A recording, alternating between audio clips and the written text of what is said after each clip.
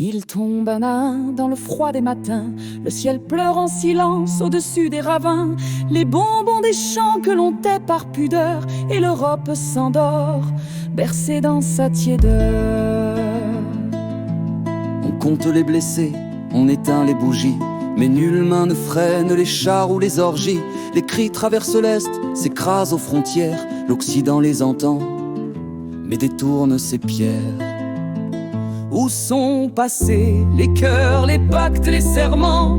Les droits de l'homme fuient dans les gémissements. L'Ukraine se consume et l'Europe attend l'heure, complice par défaut, otage de ses peurs. Les enfants fuient les cours pour creuser des abris. Leurs jouets sont rouillés, leurs rires ont pâli, et les grands font des lois, des discours à Genève, pendant qu'un peuple entier lentement se soulève. Les trains sont surchargés de fuite et d'adieu. Les mères cachent leurs larmes au fond de leurs yeux. Elles serrent dans leurs bras des rêves en déroute, tandis que l'on débatte, paix ou guerre sans doute.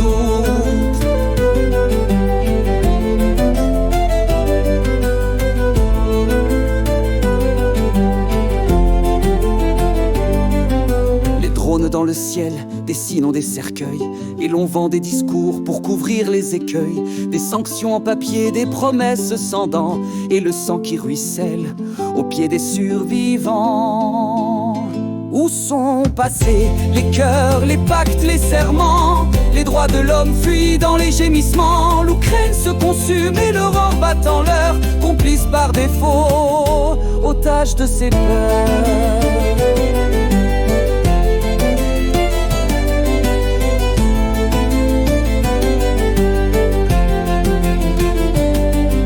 Certains parlent d'efforts, d'équilibre à tenir, mais que vaut l'équilibre au prix de voir mourir? Quand l'ombre d'un empire avance à découvert, doit-on baisser les yeux craignant le grand revers? Et quand viendra le jour de l'éveil trop tardif, qu'on lira dans les rues les noms à l'encre vive, l'Europe au fond des glaces pleurera son orgueil, mais n'aura plus les mots pour sécher un cercueil. On dit ce n'est pas nous, ce n'est pas notre guerre, mais chaque lâcheté dessine un cimetière, et chaque mot non dit devient une prison, un aveu déguisé d'abjecte trahison. Où sont passés les cœurs, les pactes, les serments?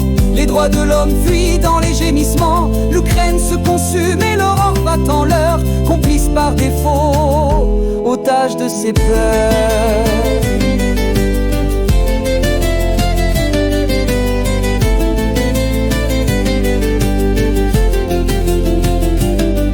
Le silence est un feu que l'on croit inoffensif, mais qui ronge les âmes et rend l'homme passif. Quand l'histoire se lève, il faut choisir un camp et ne pas être un roi assis, mais un vivant.